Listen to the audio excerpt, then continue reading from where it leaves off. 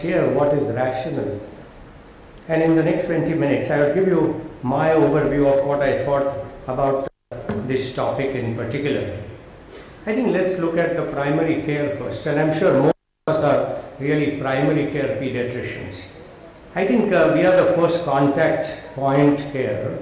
Okay, most of the parents probably bring children for every small and big issues directly to the pediatricians largely. And I think that is a great continuity of care. That's a key feature.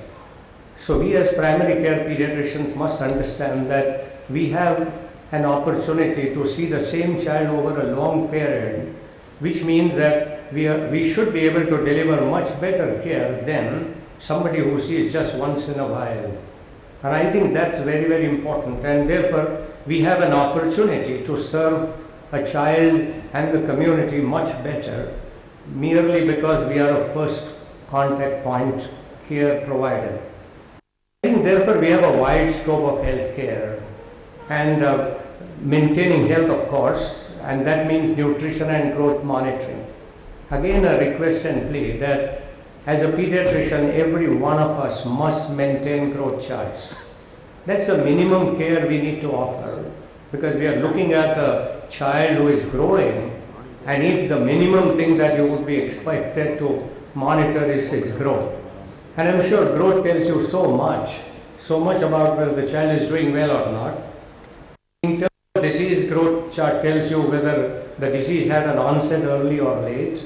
It tells you the duration of the whole problem. It tells you the progress.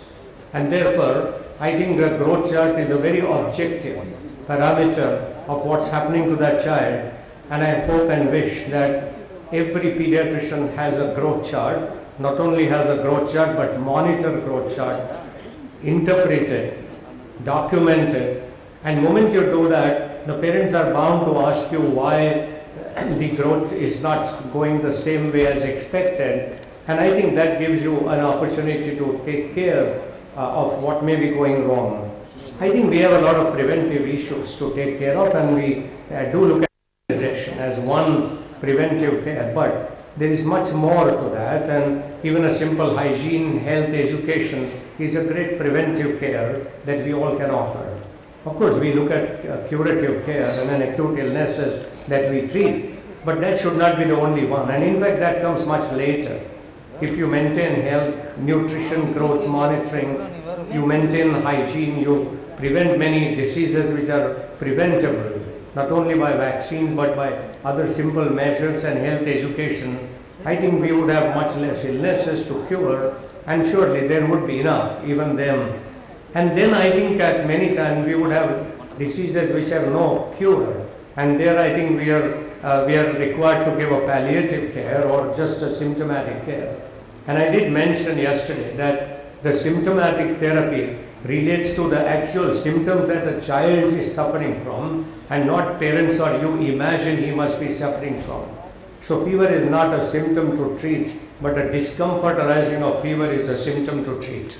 And I think let us be very clear that symptomatic therapy relates to the intolerable symptoms that the child has, which probably you make it tolerable by your intervention.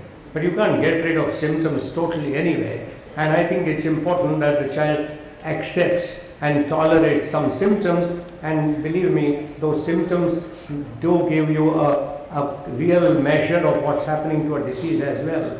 So when the fever continues, you know that there is some problem that you are not solved. It's no use just getting rid of that fever, lest you won't have even a simple bedside monitoring of the disease itself.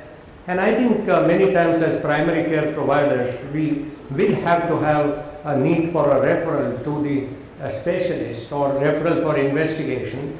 And I think all that should be done timely, which means that it should not be done in a hurry unnecessarily.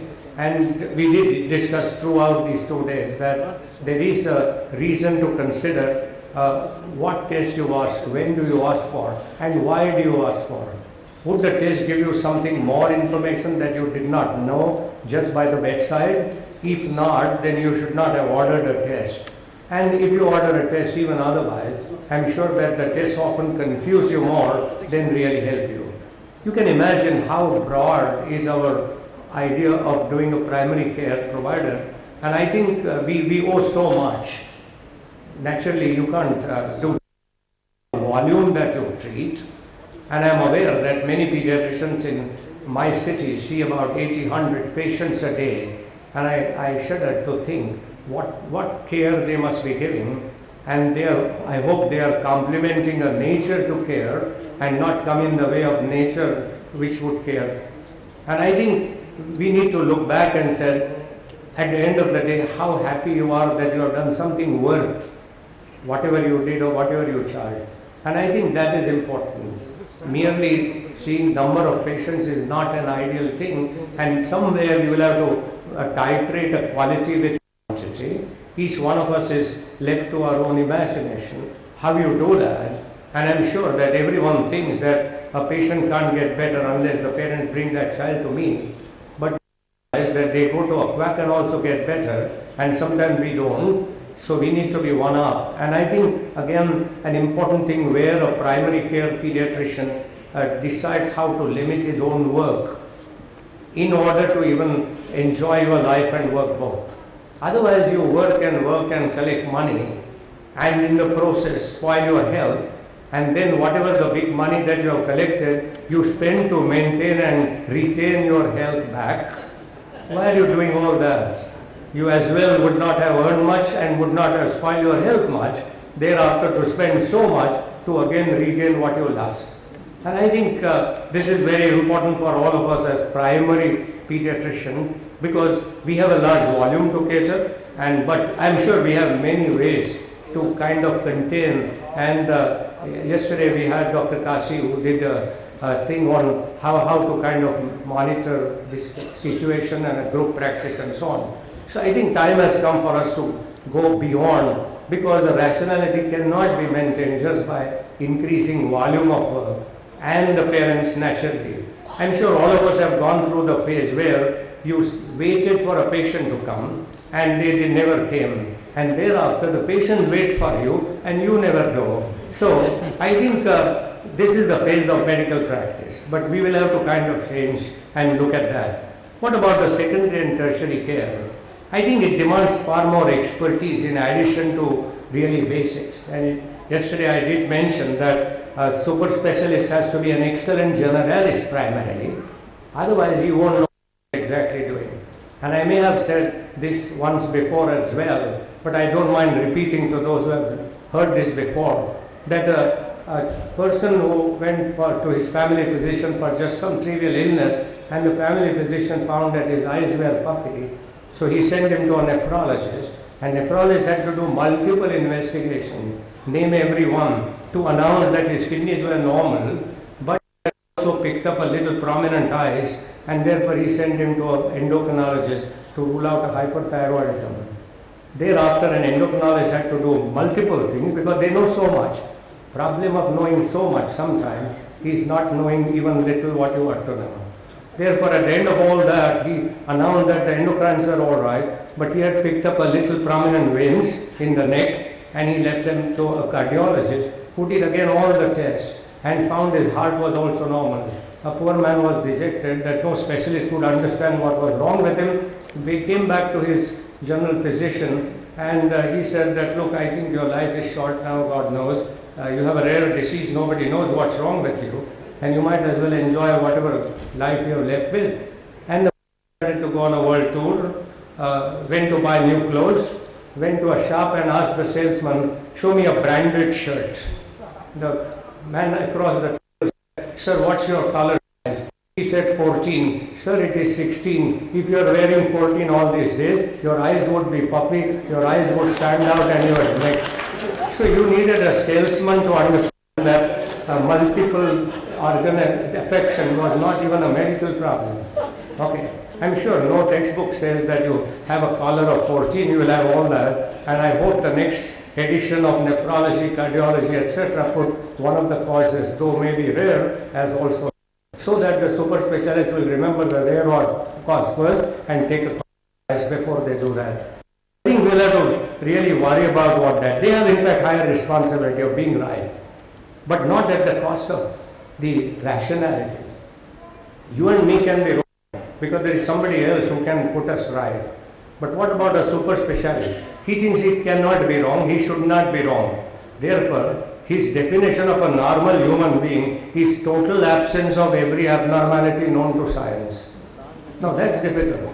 For you and me, he looks normal, so he must be normal. For a super specialist, every disease can be asymptomatic, occult, can worsen in no time, can fool you. It is better that you investigate thoroughly.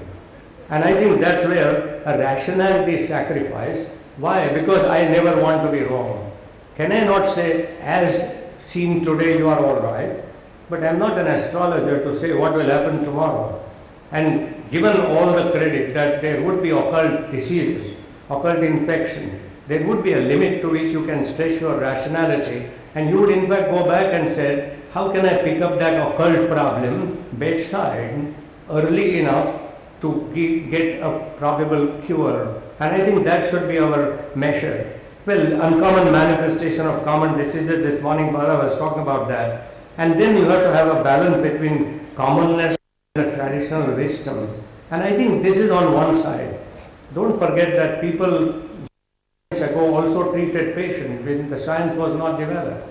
And today we are in an era of modern development of science, and not that we are curing everyone. So there has to be a traditional wisdom and a commonness. And then of course, tie up with an updated knowledge and all available tests. Today you need to know when you should not do a test, rather than indication of test. What's the indication of a CT scan of a brain? Only two indications, presence of brain and presence of CT scan. But whose brain? Not the doctor's brain. If there was a doctor's brain, he would not advise a CT scan. So I suppose that's where today contraindication should be more important than that. Having said that, what is this rationality? Each time we talk about rationality, and I think it refers to conformity of one's action with one's reason for action. And I think that is rationality. If I tell you to jump from the top floor, okay, is it rational? I thought you had to reach extremely fast. That was the only way you could have reached. So reasoning behind that, okay, is that rational? So the point is that not every time just one's action with one's reason. However, the rational decision is not just the one that is reason optimum to achieve the goal. So from the top, you would reach in a fraction of a second the ground floor. Okay, that's the fastest rational decision on reasoning, but that's not an optimum to achieve the goal, and therefore we must have a cure if possible, but care always. Because care is always possible. The cure often is not possible. And I think rationality demands an adequate knowledge, of course, but some key assumptions that should lead to highly objective and logical decision. Yesterday we said that if there was a fever for first 2 days, well, I think adequate knowledge that, oh, this child is not sick enough to rush into, but an assumption that he would not get worse. And if he got worse, I would tell the parents how to quickly know it and come back to me. And I think that is what exactly it means by assumptions. When you take a flight, you assume that the flight won't come down and you won't go up. That's an assumption, okay, but mostly right. You don't have to insure yourself, okay. I'm sure there is an insurance man waiting to get yourself insured, because he knows the flight would rarely come down and he would make money. You have to rationally decide what you want to do. And I think therefore there is a theoretical and a practical rationality. Practical rationality refers to what is the best situation to that child. Whereas theoretically one could say, as I said, coming down from the top floor could be fastest by just jumping over. I think a rational pediatric care therefore demands sound knowledge of science. There is no doubt as to that. And we are all scientists. I think a thorough clinical skills leading to proper diagnosis with minimum tests and rational therapy. There are multiple things when you talk about rationality. It has to be a reasonably correct diagnosis, but with minimum tests and with minimum drugs. After all, you can cure anybody with multiple tests. You as well could have cured him without any tests. Both are cured, but that is not rationality. So also, you did several tests, but no test was really required. you had cured a child, but you are certainly not very rational. And I think that is what it is. But it's the art of implementing science. And I think most of us never learned the art of implementing science. In medical colleges, we were trained science. But what about the art? I think using skills with imagination. I think the kind of a faculty that a human creativity, endowed by this kind of a faculty of human creativity, that we can have the using skills with imagination. And I think this is where an art and science should get together to offer what is known as a holistic care. The holistic care cannot be complete with just science alone. That is what has been seen over generations, when at one time when there was only art and no science, we were not happy. There was science and forgot art, and we are neither happy. When we combine the both, art and science together, I think that is together it determines the quality of care. And today we cannot forget the art of implementing science. Science is very important, there is no doubt at all. But the art of implementing it, who needs what and when and how much, is the art. And each child of a pneumonia may need different things. One child could be treated with a simple oral drug, another with an IV drug, a third needs an oxygenation and hospitalization, the fourth needs a ventilation. Okay, every kind of a treatment is different, and that is the art to decide who knows what. And one without the other is really not sufficient. If you just practice art, that's no good. Neither you practice science is good. So what is this art of rational care? I think it has a basic components, a skilled planning and communication and time management. We have heard all that through last 2 days. And I think this is very important. Nobody taught us how to communicate. And for good communication, we need to have some skills that we need to develop. Well, almost all of us are able to do that, but maybe we have no time. My teacher always said that the most busy person has always enough time. I wondered, how can he say that? He said the busy person knows how to manage time, therefore he has enough time. I think all of us must remember that if you give me an excuse that you have no time, then you are a poor time manager. And therefore you need to change. There is enough time for everything that you do, provided you decide who needs how much time and correctly monitor that. And I think that's very, very important. So it's not just the communication. There would be the parents who need 10 minutes of yours. There could be another parents who need only 5, but there could be somebody who needs half an hour. You owe all that. You could give specific time. You could call them again, but you have to do complete job. And you can't just say every child would be seen in 5 or 10 minutes. And knowing that some child might take a longer time, you have to have that kind of an available time. And if luckily nobody wants that time, but we must be able to digest and absorb. That is knowledge. But the best thing to happen after digestion and absorption is the utilization. And that is the wisdom. So, when we eat food, we are not guaranteed that we would utilize them. Nor we are guaranteed if you have digested and absorbed. But finally, how does the cell get that nutrition properly, decides how fit we are. I think the information turned into knowledge needs to be turned into wisdom, and I think that is exactly what this philosophy would mean. And in short, it could mean a patient hearing. Most of the time the parents give us a clues of what is wrong with the child only if we care to hear them. Even the most uneducated mother is not an ignorant mother. She is a very observant mother.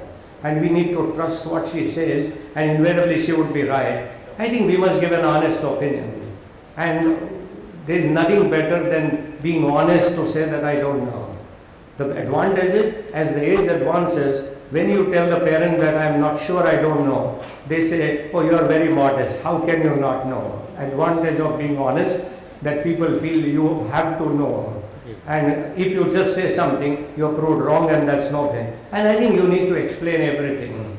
Every ignorant parents also, uneducated parents also, need an explanation of what is wrong with their child. And the explanation is simply given through A, B, C. A is accuracy. Your explanation must be accurate. B is brevity. It should be brief and not the whole lecture. And a C is a clarity. So you have an accuracy, brevity, clarity, and that's the explanation that you owe almost to them. You must be ethical, that is a good conduct. And I think you respect patients' views. Certainly don't run down on peers. I recall every time we saw a child with meningitis in a general hospital, he came with a board-like neck rigidity, and my first year resident also thought, how can a pediatrician not even diagnose a board-like neck rigidity of meningitis? I had to train him that on meningitis, first day, there is neither rigidity nor next, anything. Okay, so you and me are diagnosing meningitis before neck rigidity. What board-like neck rigidity? So the training in medical colleges sometimes need to be imparted backwards and said that, oh, it is not all that. To an undergraduate, the spleen in the right iliac fossa is definitely malaria. To a DCH, spleen palpable is good enough for malaria, but to you and me, impalpable spleen is also malaria. Now, how will you diagnose that malaria is what I think we need to understand, and therefore don't run down peers and don't hide your ignorance. The best way is to say that I would have done the same what your earlier doctor did, but now that I know that that did not work, I think I'm going to change. The best way to not only support but not unnecessarily run him down, and I'm sure you would have done the same mistake that he did, because he is no less than you and you are no better than him. Now I think that is what all of us must really, and I think we must have a culture of a behavior pattern, well organized and disciplined, and I'm sure this conference has gone reasonably well organized and disciplined, so culturally you're very good. And I think we intend to offer care definitely. Okay, cure may not be possible every time. And then what is this holistic care? Each time you talk of holistic care, I think the human qualities of holistic approach consider use of body, mind, heart and soul all together. When a clinician uses all four, he is imparting a holistic care. What does it mean to a science of medicine and pediatric? The body is a knowledge. We must use knowledge, but you must use your mind too. What does that mean? Commitment. Commitment to do my best is the mind, using mind. And what about heart? Compassion. I must be compassionate to see how a child is really suffering, and unless I do all that, and of course finally the soul, that means my inner conscience. At the end of my biggest failure, my inner conscience should say that I did my best. I couldn't have done anything better. That's my limitation. But it should not be, I wish I could have done something better. That's my inner conscience. If you use all four qualities of holistic care, or faculties of all four holistic faculties of care, then I think you know that you need to work with brain and also with heart. And I think unless we learn to do that, for us every disease is just the same. If somebody is dying, yes, we have seen many children dying. If somebody has a bad seizure, so what? We know the differential diagnosis. But for that parent, it's something terrible. They have never seen that and they are terribly worried. I think you need to be really putting this kind of a holistic care. Simply apply this to holistic care to immunization. That's one area that I thought I would just give an example. That all vaccines are safe and reasonably effective, must be administered to all children as per the recommended age, no doubt. However, cost efficacy and cost benefit are important considerations. Okay, the first statement is fine, but what about cost efficacy and cost benefit? Cost efficacy is difficult to compute without actually a robust epidemiological data. So we are not sure whether a given vaccine will work in Indian setting equally well as compared to the neighboring countries or the rest of the world. We do not know that, but cost benefit ratio is very clear. How much money are you spending for what? And I think you know that unfortunately the protection is most vital for those who cannot afford. It doesn't mean that you need to every time compute that. There are many who would say, who are you to consider cost benefit? No, in Indian scenario, many parents want us to take a final call on every issue that really concerns with them. When I see people abroad, I recall a hematologist telling his patient's parent that a treatment of leukemia is done by two methods, a British method and an American method. And he said the British method has a chance of 85% remission, only 5% side effects, and a US aggressive therapy has 95% remission and 20% side effect. He asked the parents, what do you want? You can't tell this to Indian patient. They would say, what? You are a doctor, you tell me what you expect. But in the West they say, no, I have told you, this much remission, smaller side effect. More remission, more side effect. You choose what you want. Now that's not still come here, though that might sound perfect, that you are giving information to parents to choose. But Indian parents leave a lot of faith. We treat patients with a lot of faith that they impose on us, and they expect us to give them a guidance. They are more confused when you say 85% with 5% and 95% with 20%. It means a confusion, and they don't know. If they opt for a lesser side effect, they are opting for also lesser effects, and they don't know what it really means. And I think that is where probably the issue comes. Let's look at the past and present. In the last century, before modern medicine developed, physicians could offer personal attention with compassion, concern, and I think they gave comfort if not cure. I think this is minimum that we can give to everyone. Every child's parent must feel that they are at the right place where a doctor is responsible, is concerned, he understands their feeling, and he just doesn't understand science alone.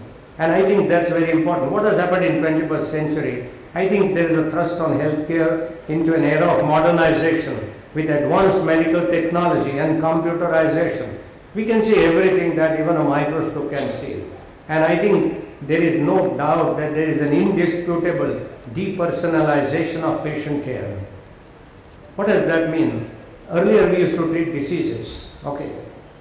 Earlier to that, we treated the whole child. We treated the whole family. We treated the society.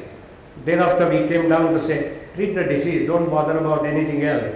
Thereafter we started treating tests alone, not the disease. Then we treated the numbers alone, not even the test. When I was trained in 50s and 60s, 240, 250 milligram cholesterol was okay, and people lived happily for years. Thereafter anti-cholesterol medications came and the normality came down, nothing else happened. And now today you are 200, oh my God, you will die of a cholesterol problem, take anti-cholesterol. Many times we have started treating numbers and not treating a human being at all. And I think this is where a depersonalization has come in. And I think naturally we are all therefore set to kind of take this challenge. And I think there is no doubt that the medical science is a very dynamic process. And we know disease is not just one organism, but it's a tripartite interaction between the host environment and the disease producing organism. And we therefore know that there would be multitude of symptomatology on a spectrum, because the hosts are different, the environments are different. And I think we need to keep on learning, relearning, and that's what we are all doing that. But I think there's a widening gap between traditional wisdom and modern science. Today we treat CRP, not the patient. And we believe CRP not more than anything than our own eyes and brain. And therefore I think there is a time to decide, is super specialization a boon or a bane? It will be certainly a boon if the super specialist know where not to use his super speciality. That's the problem. If you know too much, you don't know how much to use when. If you know very little, you use all that. So what's the idea? Know very little? Not really. Learn as much as you can, but also side by side learn where not to apply. And just because you know something, you don't need to apply. The present scenario is definitely there. There is an erosion of medical profession. Yesterday, Dr. Subramaniam was talking about how everybody looks at the medical profession not with very great respect. And what do the patients expect really? Besides the correct rational approach to diagnosis and management, I think they need support, they need guidance, and they need empathy. Not sympathy. Sympathy is a transient emotional response. I slapped you and said, I'm sorry. Really, I never felt sorry because I wanted to slap you only. But then I said, I'm sorry. That's just a sympathy. Transient emotional outburst. Okay. You failed in an exam. He said, I'm sorry. Then when I turned, he said he never studied. Good that he failed in the exam. So, but what is empathy? Empathy is a very, very willful, cortical, planned function, which doesn't show just the sympathy, but be with the child to help them to tide over the crisis. That is empathy. Nobody is expecting a sympathy from a doctor. Oh, I'm very sorry you have a pneumonia. No. I am with you. I understand what pneumonia means. Don't worry. And I have planned everything and I will support you. That is empathy. And I think it's a very willful cortical planning, not just the emotional outbursts at the spinal level, which is transient. And I think we need to do that. I think that improves the healing process. You can imagine how the mind works. Science doesn't know where the mind is located. We don't know the anatomy, we don't know the physiology, but something like a God or a supernatural power, mind exists, and mind plays a lot of role ultimately in causing a disease or in getting rid of the disease. I can quote what happened to my own mother. She developed a breast cancer at about 75 years of her life, and she was operated at Tata Memorial in Mumbai by one of the best cancer surgeons. And she had a congenital bronchiectasis right from birth, but she was lucky not to get infected. She was not clubbed, but certainly over time her respiratory functions were gradually going down. We had the best anesthetist in Tata Memorial Hospital, and who told me that she would be eventually on a ventilation for maybe a few days because she has a bad lung, and we are all prepared for it. She was operated in the afternoon and she was on a ventilation. I was with her bedside. At 4 in the morning, barely less than 12 hours post-operative, she wanted to speak something. She was on a ventilation.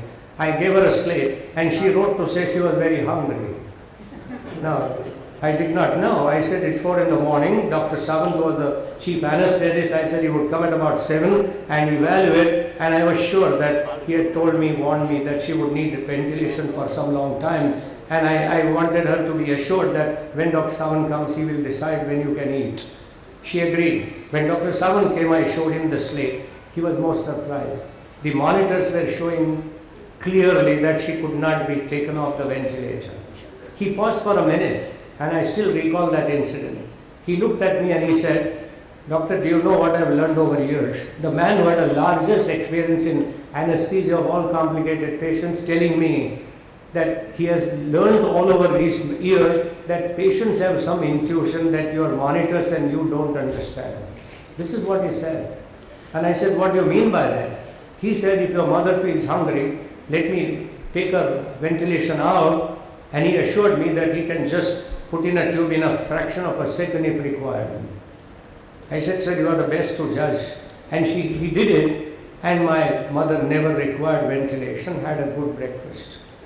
Imagine what the man of his stature, who had a large experience in anesthesia, had learned, that when he is fumbled with a patient's request that does not gel well with his scientific wisdom, he opted out to be safe but still gave a credential to what the patient felt and proved himself right for doing it.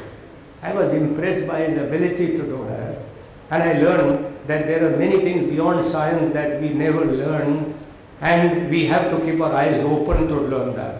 And I think such things, when you look at that, you know that what are we offering to our patients really? We are management of collection of symptoms and not even the patient we are managing. Okay, attention only on cure, that too without prioritization, with no consideration of care at increasing cost of healthcare. And I think if you look back, therefore, science is important, but humanity of patients should not be overwhelmed by science.